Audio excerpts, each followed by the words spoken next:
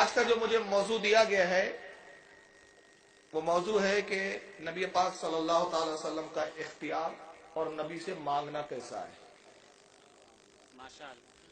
لیکن اس سے پہلے میں چند معروضات وہ عرض کرنا چاہتا ہوں کہ جس کی بنیاد پر ہمیں آج مشرک کہا جاتا ہے. پھر اسی کے ضمن میں اختیار مصطفیٰ اور نبی سے مانگنا جائز ہے یا نہیں اس پہ گفتگو کروں گا انشاءاللہ. آج پوری دنیا میں جتنے بھی مذاہب جتنے بھی فرقے ہیں، مذاہب کی بات نہیں کر رہا ہوں میں، فرقے کی بات کر رہا ہوں، چاہے وہ کسی بھی نام سے پہچانے جاتے ہو، سب کو اگر تکلیف ہے تو اہل سنت و جماعت سے ہی تکلیف ہے. ہر کوئی ٹارگٹ کرتا ہے تو اہل سنت کو ہی کرتا ہے. اور سب سے بڑا الزام ان کا ہم لوگوں پر یہ ہوتا ہے کہ آج یہ جو اہل سنت اپنے آپ کو بول رہے ہیں، یا ان لوگوں نے ہمیں جو ایک نام دے دیا ہے بریلوی، کہتے ہیں سب شرک میں گرفتار ہیں، مشرک ہو گئے یہ لوگ. اور شرک کی سبب، شرک کی وجہ کہا کہ اولیاء سے بھی مانگتے ہیں، نبی سے بھی مانگتے ہیں، مانگنا صرف اللہ سے چاہیے. لیکن میں عرض کرنا چاہتا ہوں کہ ہمارا شرک سے کوئی تعلق نہیں ہے. کیوں تعلق نہیں؟ آئیے اس کی وجہ میں بتا دوں کہ جو لوگ ہمیں مشرک کہتے ہیں ان سے صرف ہم ایک سوال پوچھتے ہیں، وہ ہمارے لیے بہت ساری باتیں لاتے ہیں ادھر ادھر سے گڑ گڑا کے اور مشرک بنانے پہ تلے ہوتے ہیں، لیکن ہم صرف ایک سوال پوچھتے ہیں اور وہ ایک سوال کا بھی جواب نہیں دے پاتے. ہم کہتے ہیں جس دن تم اس ایک سال کا جواب دے دیں گے ہم تمہاری بات کو تسلیم کر لیں گے. اور سوال یہ ہے، میرا بڑا پیچیدہ سوال ہے اور لیکن کہنے میں اتنا آسان ہے. سوال یہ ہے کہ شرک کی آپ ایک ایسی تعریف بیان کر دیجئے جس سے آپ اپنے مولوی کو بچا کے نکل جائیں. یہ بہت چھوٹا سا سوال ہے. شرک کی ایک ایسی تعریف جس سے آپ کا بھی مولوی بچ جائے. تو ان بیچاروں کو شرک کی تعریف بھی نہیں معلوم ہوتی ہے. وہ کہتے ہیں شرک کی تعریف واریف کیا ہے، بس ہمارے مولوی حضرات نے جو ہمیں بتا دیا ہم اتنا ہی جانتے ہیں، بس یہ کرنا شرک وہ کرنا شرک. اب شرک اتنا شرک کیا کہ ہنسی آنے لگی کہ بیشتی زیور میں مولانا اشرف علی تھانوی نے تو یہاں تک لکھ دیا شرک اور کفر کے بیان میں کہ صحرا پہننا بھی شرک ہے. سمجھ میں آیا کہ شرک کی تعریف ہی نہیں پتا انہیں. اب صحرا تو سمجھتا ہے نا، آپ کیا بھی صحرا ہی بولتے ہوں گے.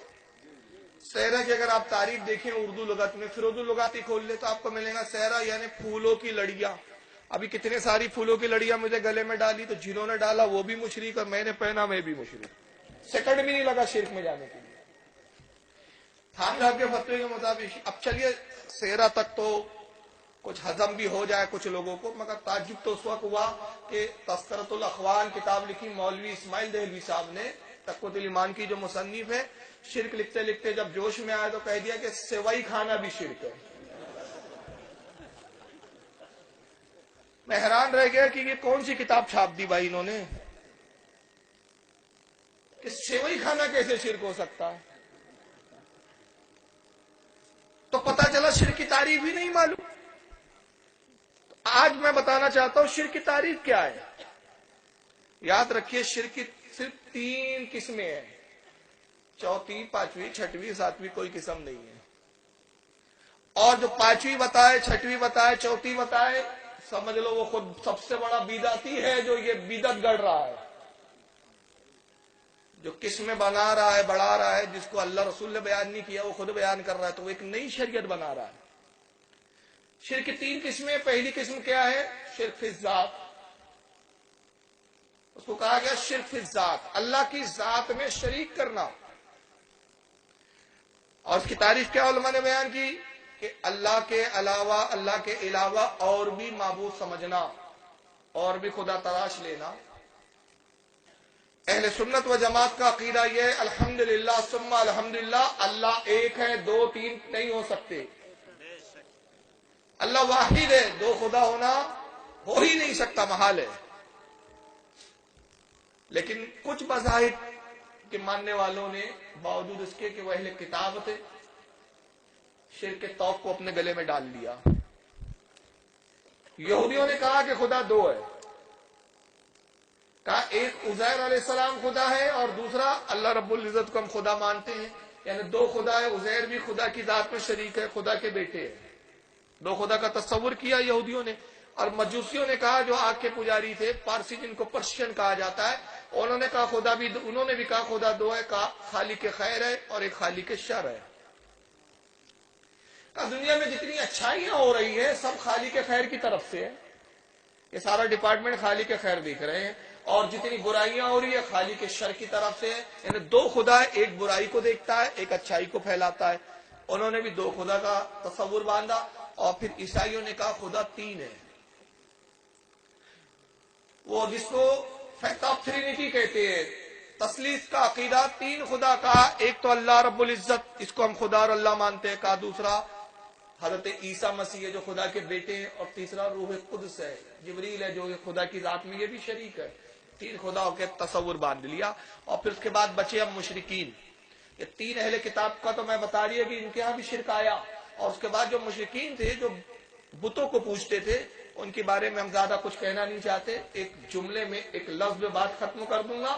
وہاں حال یہ رہا شرک کا، اتنا شرک بڑا کہ معبود کم پڑ گئے، معبود زیادہ ہو گئے، عابد کم ہو گئے۔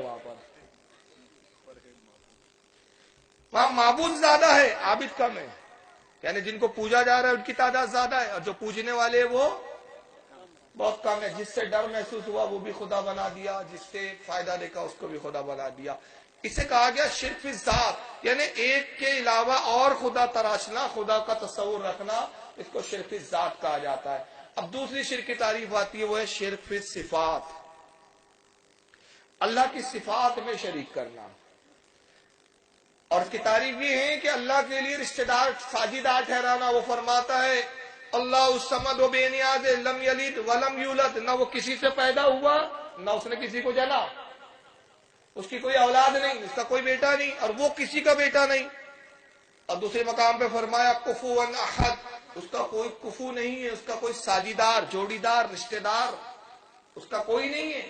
مگر کچھ لوگوں نے عقیدہ یہاں بھی بنایا، جیسے یہودیوں نے کہا کہ عزیر علیہ السلام جو ہے نعوذ باللہ من ذالک خدا کے بیٹے ہیں، اور عیسائیوں نے کہا کہ عیسیٰ مسیح خدا کے بیٹے ہیں، مریم خدا کی بیوی ہے، مریم کو بیوی بنا دیا۔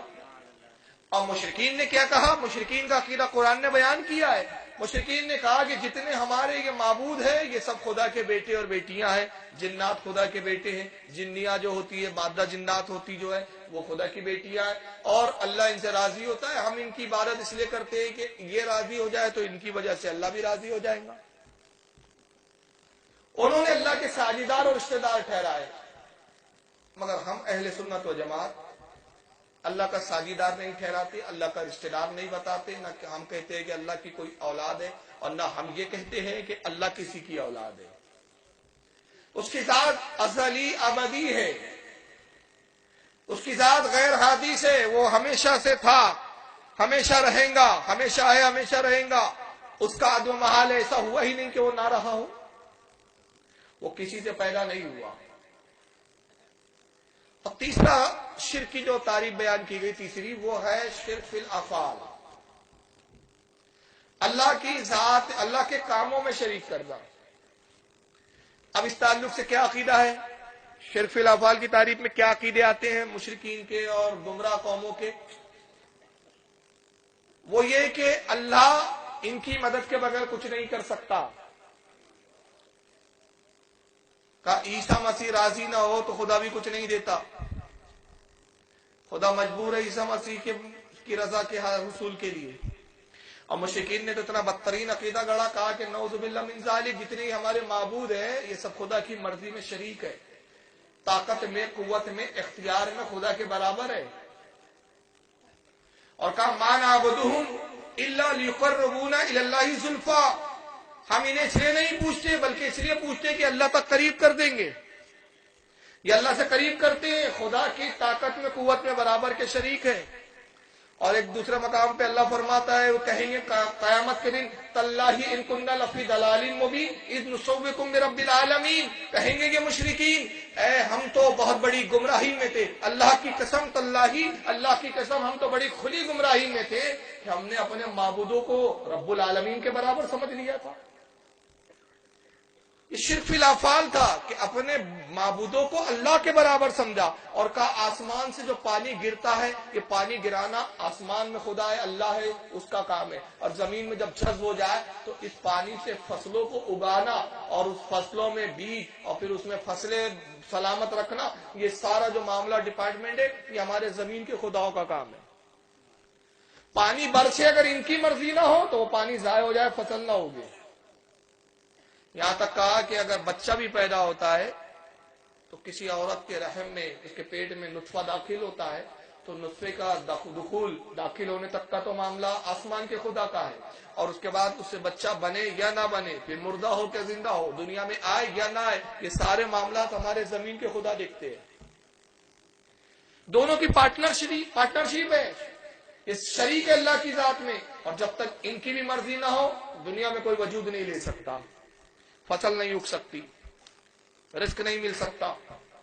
یہ مشرکین کا عقیدہ تھا۔ یہ تین عقیدے، شرک کی تین قسمیں ہیں، اس کے علاوہ چوتھی پانچویں کچھ نہیں ہے۔ مگر کچھ لوگوں نے انگریزوں کی شے پر جب سودا کیا، اپنے ایمان کے سودے کیے، اور مقصد یہی تھا، ان کا کام یہی سونپا گیا کہ مسلمانوں میں فرقے پیدا کرو، مسلمانوں کو لڑاؤ، بانٹ دو تاکہ یہ آپس میں لڑتے رہیں، تو وہ طاقت جو ہماری طرف متوجہ ہے اور اسلام پھیلتا جا رہا ہے، سلطنت اسلامیہ، مملکت اسلامیہ بڑھتے جا رہی ہے، اس پر روک تھام لگائی جائے۔ میں تفصیل میں نہیں جاتا کہ کس کو کتنے میں خریدا گیا اور کس کی کیا قیمت تھی، اس کے لیے آپ کتابیں پڑھ لیجئے یا علماء سے آپ معلوم کر لیجئے، کیونکہ موضوع بھی تو وہ ہے نہیں۔ لیکن بہرحال انہوں نے سب سے پہلا کام کیا کیا، کہا کہ اگر لڑانا ہے تو سب سے پہلے جو مسلمان ہیں انہیں کو اسلام سے خارج بتاؤ۔ تو سب سے پہلا الزام لگایا کہ اس وقت جتنے مسلمان ہیں سب مشرک ہیں،